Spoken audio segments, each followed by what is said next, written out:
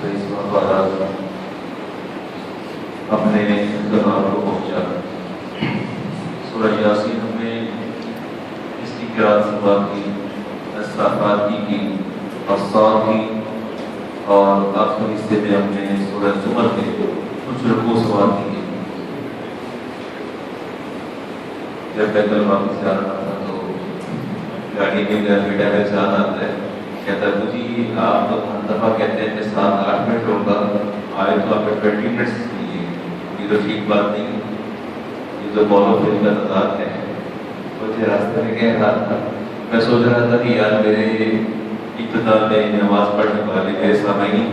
عقیدت و ارادت سے خاموش ایسے بات نہیں کرتے، اپنے ہی گھر کا فرد بول اٹھا ہے، کہتا ہے مجھے کیوں کہتے ہیں آپ ساتھ میں لیتے ہیں، آپ نے 20 منٹس لیے میرے روڈ لیے، لیکن یار سوری بس بات سے بات نکل آتی ہے۔ چلے آپ سے آپ محبت کا رشتہ ہے میرا اور آپ سے باتیں شیئر کرتا رہتا ہوں۔ تو یاسین ہم نے سوال کی تھی، قرآن کریم کا دل سے کہا جاتا ہے ایمان کا دار و مدار حشر اور آخرت پر ہے۔ ایسا ہی ہے نا، آپ کی ایمان کا دار و مدار حشر اور آخرت پر ہے۔ اگر آپ کی حیات میں سے حشر اور آخرت تک صبر نکال دیا جائے، ختم کر دیا جائے، تو ایمان کی عمارت منہدم ہو جاتی ہے، زمین بوس ہو جاتی ہے، وہ اوپر سے نیچے آ پڑتی ہے۔ سورہ یاسین کے اندر اللہ تبارک و تعالیٰ نے حشر کی، آخرت کی، بعد از حیات، موت جو ہے، موت کے بعد جو حیات ہے اور حیات کے بعد موت، اس تمام مہارت کو اللہ تبارک و تعالیٰ نے بڑی تفصیل کے ساتھ بیان کیا ہے۔ اللہ تبارک و تعالیٰ کے یہاں سورت کا نام عزمیہ ہے، ہم یاسین کہتے ہیں، آسمانوں پر اس کا نام عزمیہ ہے اللہ کے نزدیک، اور اللہ بتاتا ہے اس کو پڑھنے والا میرے نزدیک شریف ہے، میرے نزدیک شریف ہے۔ اچھا، اب شریف کا جو میں نے لفظ بولا اس میں we think it just a noble man, ہم کہتے ہیں شریف کا مطلب ایک نوبل آدمی، ایک شریف آدمی، لیکن عربی کے اندر جو شریف کا لفظ جو ہے یہ بزرگی والا، عظمت والے کے استعمال ہوتا ہے۔ اللہ کے نزدیک وہ بندہ عظمت والا ہے، بزرگی والا ہے جو سورہ یاسین پڑھتا ہے، اور آسمان پہ اس کا نام عزمیہ ہے۔ اللہ تعالیٰ کے حبیب نے ارشاد فرمایا کہ یہ سورہ مبارکہ جو ہے اپنے پڑھنے والوں کی جو نجات کرتی ہے۔ قبیلہ خدر اور قبیلہ ربیعہ دو قبائل ہیں، ان کی تعداد بہت زیادہ تھی، افراد کی تعداد بہت زیادہ تھی، اس سے بھی زیادہ یہ سورہ شفاعت کرتی ہے اپنے پڑھنے والوں جو پڑھتے ہیں۔ رسول کریم علیہ السلام نے ارشاد فرمایا کہ تورات کے اندر اللہ تعالیٰ نے اس سورت کی خبر دی ہے اور اس کا نام معینہ اور مدافعہ ہے۔ تورات کے اندر اس سورت کا ذکر موجود ہے، سورہ یاسین کا ذکر موجود ہے، اور معینہ اور مدافعہ اور القادیہ، تین نام جو ہے وہ اللہ تعالیٰ نے تورات کے اندر نازل فرمائے کہ میں آخر نبی آخر زمان پر ایک ایسی صورت نازل کروں گا جو میری پوری کتاب کا دل ہوگا، پوری کتاب کا دل ہوگا، اس کا نام مدافعہ معینہ، پڑھنے والوں کے عیب کو دور کرتی ہے، مدافعہ عیبوں کو دور کرتی ہے۔ جو سورہ یاسین کو پڑھے گا اللہ تبارک و تعالیٰ اس کے عیبوں کو دور فرما دے گا اور اس کی ہر نیک حاجت کی سورہ مبارکہ پورا کر دیتی ہے۔ میں سورہ یاسین کی بات کر رہا ہوں، امام ترمذی کے حدیث دیتے ہیں، انس رضی اللہ تعالیٰ عنہ اس کے راوی ہیں، آپ نے ارشاد فرمایا کہ میرے نبی ارشاد فرماتے ہیں کہ یاسین قرآن کا دل ہے، یاسین قرآن کا، جیسے انسان کے سینے میں دل دھڑکتا ہے اور اس کی پوری باڈی کو ریگولیٹ کرتا ہے، یہ آپ کا دل آپ کی باڈی کو ریگولیٹ کرتا ہے، پتہ یہ پمپنگ کرتا ہے، بلڈ سپلائی کرتا ہے۔ جہاں بلڈ کی سپلائی کم ہو جائے، برین میں جائے تو برین ڈیمیج ہو جاتا ہے، برین ڈیمیج ہو پوری باڈی پیرالائز ہو جاتی ہے۔ ایسے ہی ہوتا ہے نا، اگر پاؤں میں سرکولیشن کم ہو جائے تو نیلا پڑ جاتا ہے، ڈاکٹر کاٹ دیتے ہیں، کہتے ہیں سرکولیشن کم ہو گئی ہے، اب یہ باؤنڈیڈ ہو گیا ہے۔ جہاں سپلائی کم ہوگی بلڈ کی، یہ پمپنگ صحیح نہیں کرے گا، وہاں خون نہیں پہنچ جائے گا، وہ اس کا ڈیڈ ہو جائے گا۔ اسی طرح یہ ہارٹ جو ہے آپ کا دل، قلب کہتے ہیں پلٹنے کو، یہ پلٹتا رہتا ہے اور آپ کی پوری باڈی کو ریگولیٹ کرتا ہے، اس کی موومنٹ ریگولیٹ کرتا ہے۔ اللہ کے حبیب نے فرمایا کہ یہ قرآن کا دل ہے، اور جو ایک بار سورہ یاسین پڑھ لے گا اللہ تعالیٰ 10 بار قرآن کریم پڑھنے کا ثواب عطا فرمائے گا۔ اتنی اہم بات دارمی کے حدیث دیتا ہوں کہ ویرس کے راوی نے رسول کریم علیہ السلام نے ارشاد فرمایا جس نے کسی ایک رات میں اس کو پڑھ لیا، کسی ایک رات میں پڑھ لے گا اللہ تعالیٰ اسی رات اس کی مغفرت فرما دے گا، اس کے سغائر کو معاف فرما دے گا۔ اتنی اہم جو ہے یہ سورہ مبارکہ ہے۔ اور پھر ابن ماجہ کے حدیث دیتے ہیں کہ روایت کے راوی ہیں رسالت امام علیہ السلام نے ارشاد فرمایا صبح سورۃ یاسین پڑھ لو، شام تک یہ تمہاری حاجات کو پوری کر دے گی۔ شام کو پڑھ لو گے، دن تک جو رات تمہاری حاجات ہوگی اللہ تعالیٰ پوری فرما دے گا۔ ہاں، یہ سارے حدیث کے راوی ہیں، ابو داؤد نے اس کی روایت کیا، ابن ماجہ نے بھی روایت کیا، رسول کریم علیہ السلام نے ارشاد فرمایا کہ جو کوئی اس کو رضائے الہی کے لیے پڑھ رہے، آپ سورۃ یاسین پڑھے، سوچے یار آج میں اللہ کی رضا کے لیے پڑھ رہا ہوں، آج میں کس لیے پڑھ رہا ہوں؟ اللہ کی رضا کے لیے۔ میرے نبی نے ارشاد فرمایا جب اس نیت سے پڑھو گے اللہ تعالیٰ تمہارے پچھلے گناہوں کو معاف فرما دے گا۔ یہ بڑا اعزاز ہے میرے لیے بھی اور آپ کے لیے بھی۔ طبرانی کی حدیث لیتا ہوں، انس رضی اللہ عنہ سے راوی ہے، رسول کریم علیہ السلام نے ارشاد فرمایا کہ جو بندہ عادی ہو جائے، یوز ہو جائے اور ریگولر اس کو ہر رات پڑھتا رہے، اسے جب بھی موت آئے گی شہادت کی موت آئے گی اور وہ وہاں مومنین کی صف میں نہیں ہوگا، روز محشر میں شہیدوں کی صف میں شامل ہوگا۔ جو رات کو اپنا یا دن کو کسی وقت میں اپنا معمول بنا لیتا ہے اس صورت واقعہ کو پڑھنے کا۔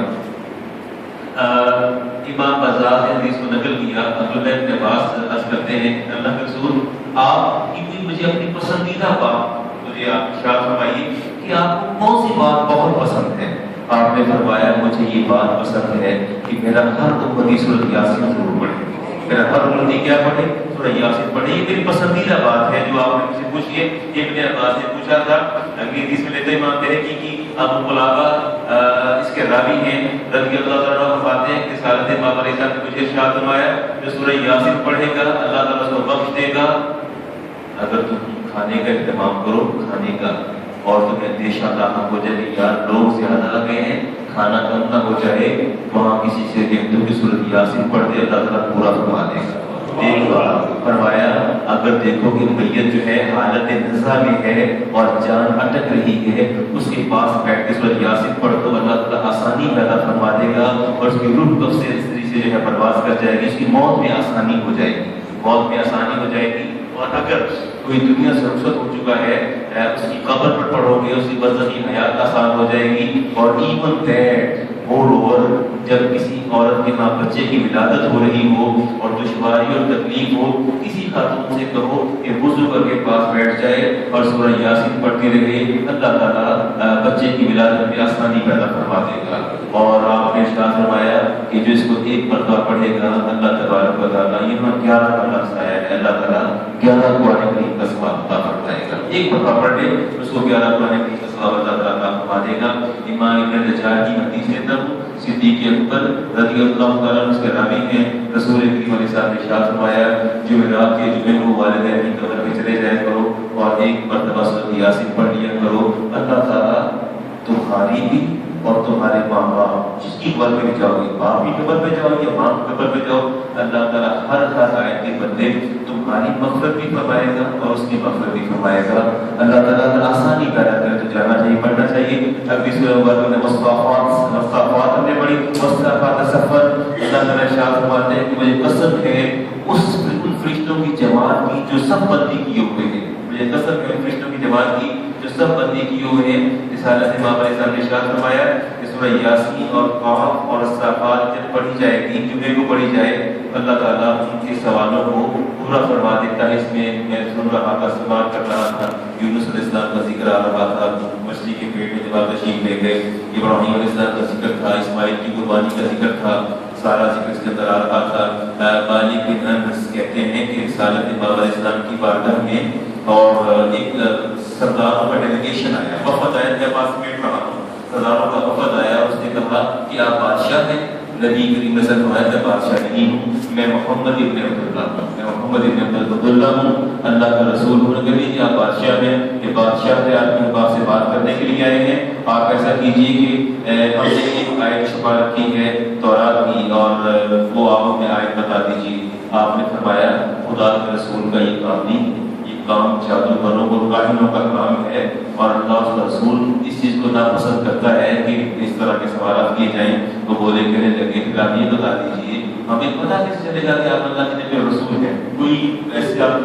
ثبوت آپ کے پاس جس سے ہمیں یقین آ جائے، کوئی ٹھوس شواہد آپ کے پاس ہو؟ فرمایا اچھا تم اس بات کا یقین کرنا چاہتے ہو؟ رسول مالک بن انس فرماتے ہیں کہ ہم رسالت امام علیہ السلام کے پاس موجود تھے، آپ نے بالکل عرب ویسے بھی دیکھتا علاقہ ہے، پسندیدہ علاقہ ہے، پہاڑی علاقہ ہے، چھوٹی چھوٹی گٹھلیاں پڑی تھی، رسول کی ویسا نے پوچھی پکڑی، کمپلیٹلی بھر لی آپ نے فرمایا اچھا یہ دیکھنا چاہتے ہیں کہ میں اللہ کے رسول کو شہادت چاہیے فرمائی یہ میرے ہاتھ میں کمپنیاں ہیں پوچھو اس سے میں کون ہوں آپ نے فرمایا کہ بولو میں کون ہوں تو کہتے ہیں اشہد اللہ الہ الا اللہ و اشہد ان محمدا عبدہ ورسولہ کمپلیٹ پکاری کا گواہی دیتی ہیں کہ اللہ وحدہ لا شریک ہے اور آپ اللہ کے رسول ہیں انہوں نے گواہی دی اور وہی وہ پورا گروہ جو ہے وہ ایمان لے آیا میرے نبی نے ارشاد فرمایا کہ لوگوں اے سردارانے آپ نے کہا اے سرداروں حضرت کے سرداروں یہ بات یاد رکھو کہ میرے خدا نے مجھ پر ایسی کتاب نازل کی ہے جس کے نہ سامنے سے باطل آتا ہے نہ پیچھے سے باطل آتا ہے نہ دائیں سے باطل آتا ہے نہ بائیں سے باطل آتا ہے میرا خدا از خود اس کتاب کی حفاظت فرما رہا ہے اس کہیں سے بھی باطل نہیں آئے گا اور یہ نور ہی نور ہے ادھر دیکھو گے تو میں نور ہی نور آئے گا اس کے بعد اس حالت باب علیہ السلام نے سورۃ صافات کی تلاوت فرمائی کے سامنے آپ نے اسی سورۃ کی تلاوت فرمائی آخری بات جو میں نے کرنی ہے آپ سے وہ سورۃ صاد کے حوالے سے باقی سورت ہے 5 رکوع ہیں 50 آیات ہیں ترمذی کی حدیث ہے عبداللہ بن عباس کے راوی ہیں اور فرماتے ہیں کہ قریش کے مکہ ولید بن مغیرہ کے بیٹے عمارہ کو لے کے رسول کریم صلی اللہ علیہ وسلم کے چچا سردار حضرت علی کے پاس آئے کہنے لگے کہ بات یہ ہے یہ آپ کا بھتیجا نیا دین لے کے آ گیا ہے ہم آپ کو ایک نہایت خوبصورت نوجوان دیتے ہیں آپ اس کو اپنے پاس رکھ لیں اس کی پرورش کریں اسے ہمارے حوالے کر دیں اسے ہمارے حوالے کر دیں حضرت ابو طالب نے پوچھا کیا کرنا ہے انہوں نے کہا جی ہم معاذ اللہ ان کا کام تمام کر دیں گے آپ کو بہترین نعمت بدل دے کے جا رہے ہیں تو آپ نے فرمایا یہ کبھی نہیں ہو سکتا کہ میں کسی اور کو اولاد کو ماروں جب خدا نے مجھے اپنا بھتیجا دیا ہے کیسے ممکن ہے میں دے دوں اور کہاں اختلاف کیا ہے اس حالت امام علیہ السلام کو بلایا حضرت ابو طالب نے تو انہوں نے اپنا آپ نے پوچھا قریش کے سرداران نے پوچھا کہ آپ کہنا کیا چاہتے ہیں فرمایا ایک کلمہ تو مان لو لا الہ الا اللہ محمد رسول اللہ تم یہ بات مان لو کسی بات پر تمہارے اختلاف ہے یہ ہم نے کبھی نہیں سنا کہ اللہ ایک ہے اللہ تو بے شمار ہے دیکھو بیت اللہ میں کتنے بت پڑے ہیں سارے کے سارے خدا ہیں فرمایا پھر میں تمہاری بات نہیں مان سکتا اس کلمہ میں کوئی سمجھوتا نہیں ہو سکتا اس پر اللہ تبارک و تعالیٰ نے سورۃ صاد کی آیت اتار دی انہوں نے کہا یہ تو جھوٹی بات کرتے ہیں غلط بات کرتے ہیں اللہ تبارک و تعالیٰ نے شب کا صاد والقرآن سے ذکر قرآن کو جھوٹا نہ کہو گے تو ذکر الہی ہے خدا کا ذکر اور خدا کا کلام ہے اس پر کی کچھ آیات نازل ہوئی اللہ تبارک و تعالیٰ جو کچھ میں نے کہا اور جو آپ نے سنا اللہ تعالیٰ نے اس پر عمل کرنے